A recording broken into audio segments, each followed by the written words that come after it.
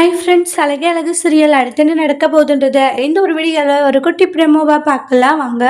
இங்க தங்கராஜ் பார்த்தீங்கன்னா, வீட்ல ரொம்ப சந்தோஷமா இருப்பாங்க. ஏன்னா மதிக்கு இது மாரி ஆயிடுச்சுன்னு சொல்லிட்டு. ஆனா காலேஜ் ப்ரொபோசர் வீட்டுக்கு வருவாங்கன்ட்டு யாருமே எதிர்பார்க்கல. அவங்க பார்த்தீங்கன்னா வீட்டுக்கு வராங்க. உடனே மதி உன்னுடைய கரஸ்பாண்டர் வந்திருக்காருன்றாங்க. என்ன சொல்லிட்டு இருக்கீங்கக்கா? ஆமான்னோனே, சரி வாங்க சார்ன்றாங்க. உட்காருமா மதின்றாங்க. அதுக்கப்புறமா உடனே பார்த்தீங்கன்னா ரேவதிக்கு கால் பண்ணி இது மாரி மதியுடைய கரஸ்பாண்டர் வந்திருக்காரு. அப்படியான்றாங்க. என்ன விஷயமா தெரியல. இது வேலை விஷயமா தான் பேச வந்திருக்காங்க. சரி, சரி பாருங்க நீ அப்புறமா நான் பேசுறேன்னு சொல்லிட்டு ரேவதி ஃபோன் வச்சுருவாங்க.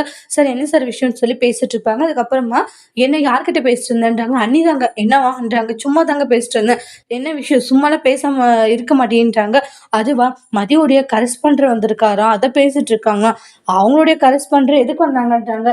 தெரியலங்க. ஏதோ விஷயமா பேச வந்தாரான்றாங்க. சரி உடனே நடித்து அங்க போகணுன்றாங்க. அங்க எதுக்குங்கன்றாங்க. சொல்றத மட்டும் செய் சரியா? சும்மா தேவையில்லாம இந்த மாதிரி எல்லாம் பேசிட்டு இருக்காத. சொன்னதை மட்டும் செய்யணுன்றாங்க. சரிங்கன்றாங்க. வா போலாம் அப்படின்னு சொல்லி கூட்டிட்டு போறாங்க. இந்த மனுஷனுக்கு அப்பப்ப என்ன பைத்தியம் கிட்டம் பிடிச்சிருதான்னு தெரியல. சும்மா போட்டு என்ன டார்ச்சர் பண்ணிக்கிட்டு இருக்காருன்றாங்க. என்ன சொன்னேன்? ஒன்னும் இல்லைங்கன்றாங்க. நடி போலான்னு சொல்லி போவாங்க.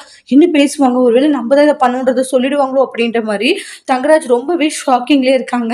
அதுக்கப்புறமா வந்து உன்னை வந்து பர்மனன்ட் பண்ணாதே எனக்கு ரொம்ப கஷ்டமாயிடுச்சுமா.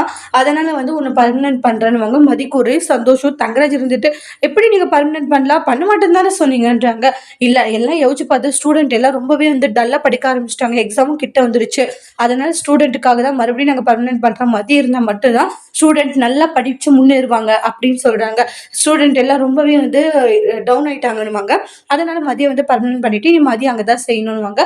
தங்கராஜ் எப்படியும் ஷாக் ஆகுறாங்க. ச்சே, போட்ட பிளான் எல்லாம் இப்படி புஷ்பான மாதிரி வெடிஞ்சிருச்சுன்னு சொல்லிட்டு.